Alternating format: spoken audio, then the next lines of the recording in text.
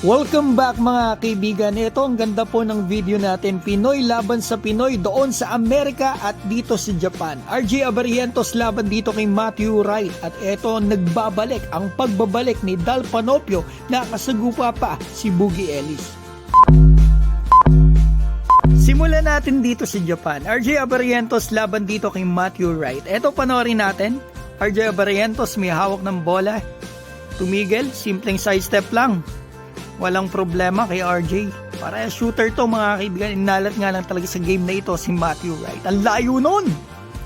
Boom! Replay natin mga kaibigan. Maganda rito kay RJ mga kaibigan. Hindi na siya bench player. Hindi na siya off the bench. Starting 5 na siya sa game na ito. Kita natin yung mga assist niya dito. Simpleng-simple lang gumalaw si RJ. Pero mahirap tong bantayan mga kaibigan. Di mo alam kasi bigla na lang natira to. Ang lalayo pa eh. So ito, tignan natin ang gagawin ni RJ, assist. So ito mga kaibigan, ang isa pang gagawin ni RJ dito, puro trash yung basket niya rito mga kaibigan So ito, Matthew Wright, yan lang ang nakuha nating highlights kasi inalat po talaga si Matthew Wright sa game na ito. Pero naka 8 points siya, 3 assists and 1 rebound. Pero at least nagka-idea tayo na nagkaharap na ang dalawang Pinoy, dalawang shooter dito sa Japan Billing. Matthew Wright at RJ Abarientos. Yon, nagyakapan pa silang dalawa. Buti na lang hindi sila nagka-developan. Dalawang dugong Pinoy nagkaharap sa NCAA doon sa Amerika. Ang kakabalik lang po mula injury. Ito, gilas ka dito mga kaibigan, si Dal Panopio na player po ng California State Bakersfield.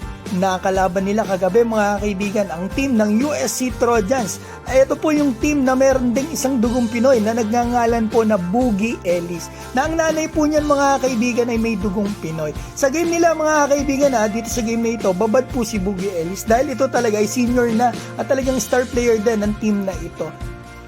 Nagpa-drop na po ito mga kaibigan sa kakatapos lang na NBA draft, ngunit nag-withdraw siya at bumalik na lang dito sa NCAA. Ito naman si Dal Panopio mga kaibigan sa game na ito 6 minutes lang po pinaglaro dahil na rin understandable na ito nga mga kaibigan naggaling po ng injury. Last year kasi nag-average po ito ng 19 minutes per game. So ito mga kaibigan, ang good thing naman dito kay Dal, 6 minutes lang siya naglaro pero naka 5 points siya at 2 out of 2 dito sa field, which is good start para sa kababayan natin. At si Boogie Ellis naman mga kaibigan, naka 11 points, 3 assists and 1 rebound sa game na ito, kung saan nanalo pa sila sa score na 85-59.